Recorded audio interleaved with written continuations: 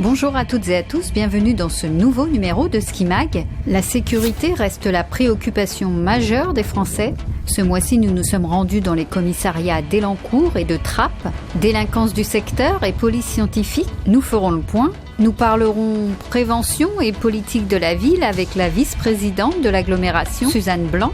Prévention et aide aux victimes, le quotidien de l'association DIR où nous sommes allés. Pour toute question juridique, ça se passe à la Maison de la Justice et du Droit. Enfin, nous évoquerons le futur commissariat d'agglomération avec Jean-Michel Fourgousse, président de Saint-Quentin en Yvelines. La sécurité du territoire, on fait le point, c'est parti.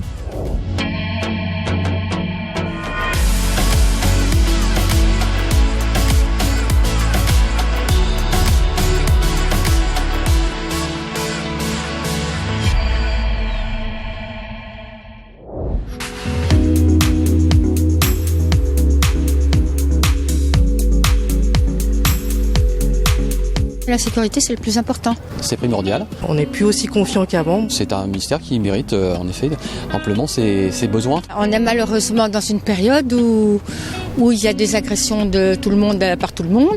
Donc on ne sait plus du tout comment faire pour trouver la paix. La délinquance juvénile. Il y a des adolescents qui agressent, qui font des violations à domicile, qui se droguent. Et je vous avoue que le soir, je sors plus toute seule, alors qu'avant, nos parents nous laissaient vraiment jouer dehors sans problème. Et aujourd'hui, on n'a plus cette sensation de sécurité. Donc j'espère que les élus d'ici le mettront aussi à l'ordre du jour. Donner les moyens, en fait, à la sécurité et pour sécuriser les citoyens. La sécurité des biens et des personnes, préoccupation majeure des Français. Les plus de 65 ans y sont les plus sensibles, ainsi que les habitants des grandes villes et des banlieues défavorisées. Un thème qui devance de peu la préoccupation environnementale et le développement économique. Nous sommes confrontés sur la circonscription de sécurité publique d'Elancourt à des problématiques de délinquance variées, qu'il s'agisse de cambriolage, d'atteinte aux biens, c'est-à-dire de vol de véhicules, de vol à la roulotte, de dégradation. Nous sommes également amenés à travailler sur des trafics et usages-revente de produits stupéfiants sur les différentes communes qui composent notre circonscription. Toutes nos unités de voie publique sont d'une part mobilisées, qu'il s'agisse des brigades de roulement, de nos GSP, de nos groupes de sécurité de proximité qui sécurisent, qui procèdent à des interpellations. Et puis également, nous avons mis en place un dispositif particulier sur le quartier de reconquête républicaine de Trappes, qui a été créé au printemps 2018.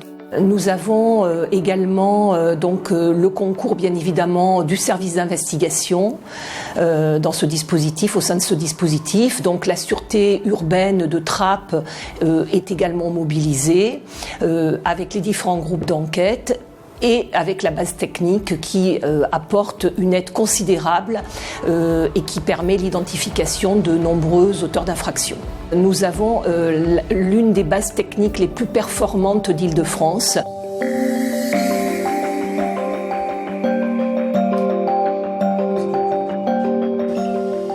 Ok, les deux pouces en même temps.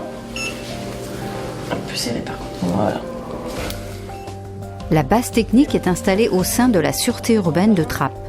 9 policiers la composent, dont un spécialiste en police technique et scientifique. Ces derniers interviennent sur les scènes d'infraction.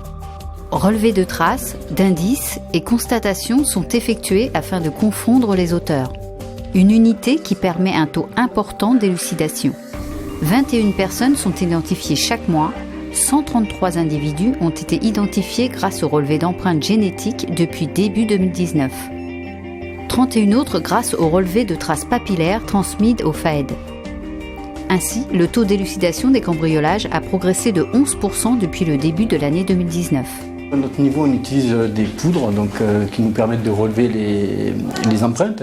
Et également, on utilise des écouvillons pour rechercher tout ce qui est traces ADN. Les écouvillons, on peut écarter des objets également. Après, il y a d'autres services au-dessus de nous, lorsque ça devient un peu plus important, qui interviennent à l'aide de procédés physico-chimiques. Donc on peut écarter également des objets pour faire des procédés physico-chimiques qui seront faits à laboratoire. Ce matin-là, les policiers de la base technique sont intervenus sur les lieux d'un cambriolage. Ça, c'est un morceau de porte que j'ai prélevé à l'extérieur, qui est arraché par des individus et qui ont jeté dans le jardin. Et qui n'a pas été manipulé par la victime, donc c'est pour ça que je l'ai prélevé.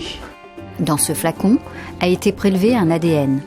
Ces relevés seront transmis au laboratoire afin d'effectuer toutes les recherches physico-chimiques permettant d'identifier le ou les auteurs. Autre indice prélevé ce matin-là sur un miroir, une trace papillaire. Et j'ai également prélevé les empreintes de la victime pour comparaison, pour discriminer la victime. En cas de cambriolage, de vol à la roulotte, surtout ne rien toucher, même avec des gants. Mais appelez le 17. Revenu des lieux de l'infraction, le policier va établir son rapport afin de décrire les circonstances du cambriolage.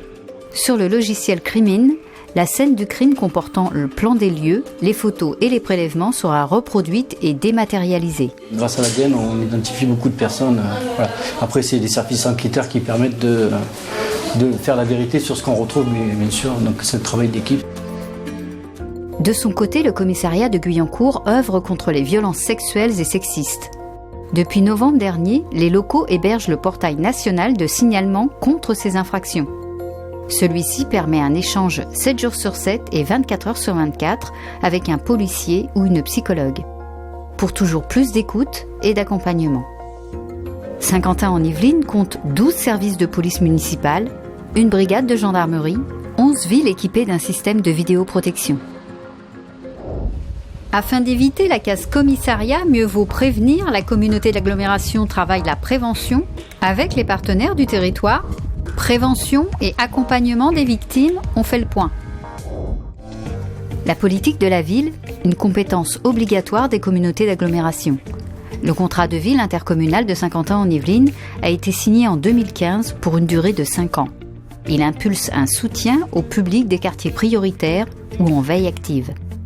Décrochage scolaire, prévention de la délinquance, laïcité. En 2017, 2 axes ont été rajoutés, l'égalité femmes-hommes et la prévention contre la radicalisation. En 2019, l'agglomération a attribué 1,5 million d'euros de subventions à une trentaine d'associations et partenaires de la politique de la ville. Et chaque association a sa méthode. Avec le centre Athéna, c'est plus via apprendre aux élèves, collégiens, lycéens, leur apprendre comment détecter des fake news, par exemple.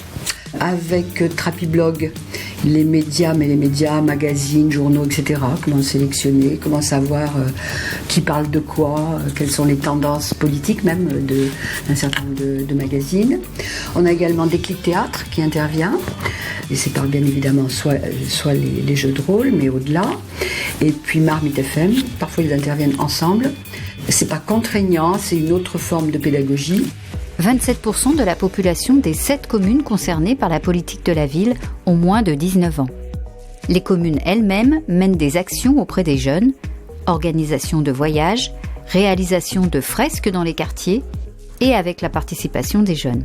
Même si, évidemment, on n'aura pas 100 jeunes à la fois, mais en tout cas, même s'il y en a 5 ou 7 ou 10, c'est déjà bien de se dire que ces jeunes-là, ils vont retrouver un équilibre aussi, c'est important pour eux-mêmes. L'association DIR, basée à Montigny-le-Bretonneux, est un partenaire de longue date du territoire. Elle a été créée il y a 30 ans. L'objectif, c'était à l'époque, et toujours d'ailleurs, c'était d'être dans les quartiers dits verticaux, où il y a une forte densité de logements dits sociaux, pour venir à la fois en aide en direction des jeunes préadolescents, adolescents et jeunes adultes, et aussi auprès des familles, de manière à monter avec eux des projets individuels et collectifs pour essayer de tracer un peu un avenir plus joyeux. Pour cela, des lieux d'écoute et d'orientation ont été mis en place au Manet, dans le quartier des Prés et à la Sourderie.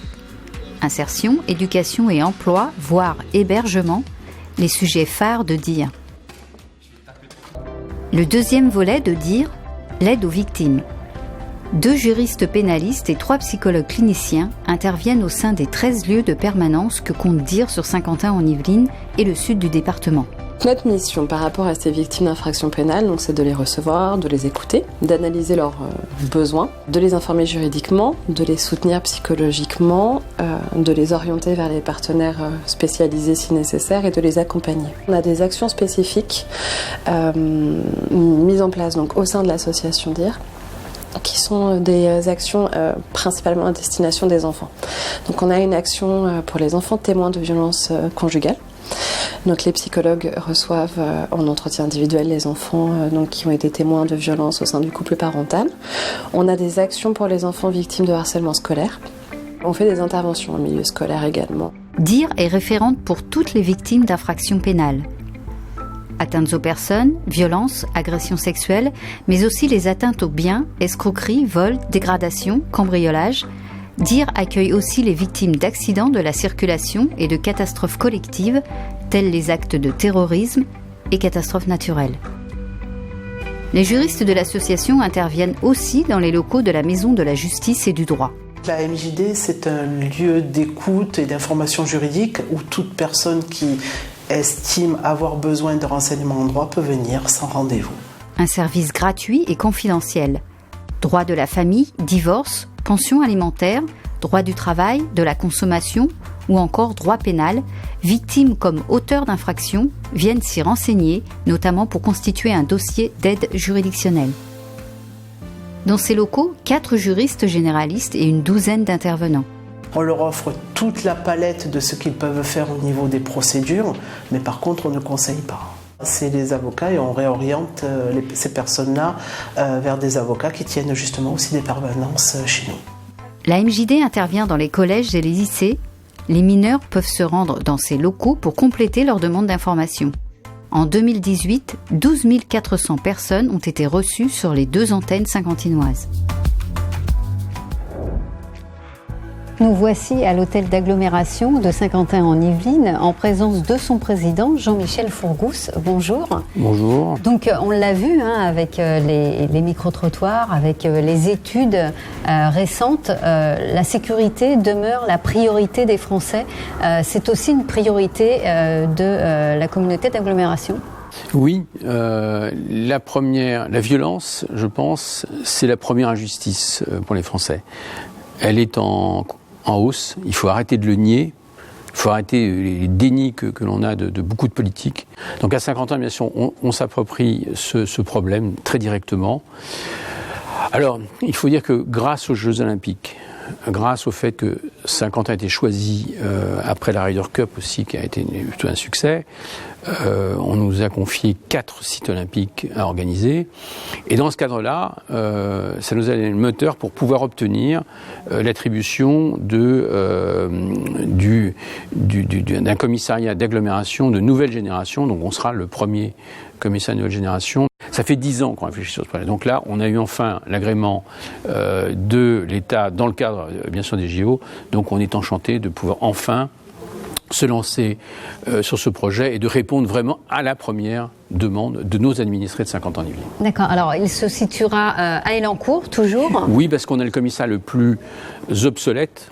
Elancourt, donc c'est pour ça qu'on l'administration de la police, le ministère de l'Intérieur a choisi bien sûr Elancourt, qui coordonnera bien sûr. On garde le commissariat de Guyancourt, oui, voilà, à Trappes et à Elancourt. De Trappes. Bien sûr, ce sera 3 commissariats qui seront hyper connectés, c'est-à-dire que c'est vraiment une nouvelle génération de façon de travailler, beaucoup plus moderne, mieux coordonnée. On peut se coordonner avec beaucoup plus d'acteurs, que ce soit un chef d'établissement, une gare, ce qui se passe dans les autobus, dans les transports, dans tous les équipements publics.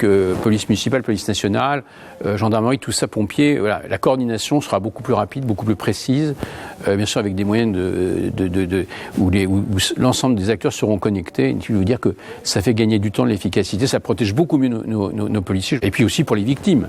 Alors il faut 3 ans, attention, je ne vous promets pas ça pour demain matin 9h. Oui. Tout cela en tout cas va dans le bon sens. On est très heureux d'enfin avoir ce projet après 10 ans d'avoir ramé. Très bien. Eh bien, merci beaucoup, Monsieur le Président, de nous avoir éclairé sur ce futur commissariat d'agglomération. Skimag, c'est fini. À très bientôt. Ciao.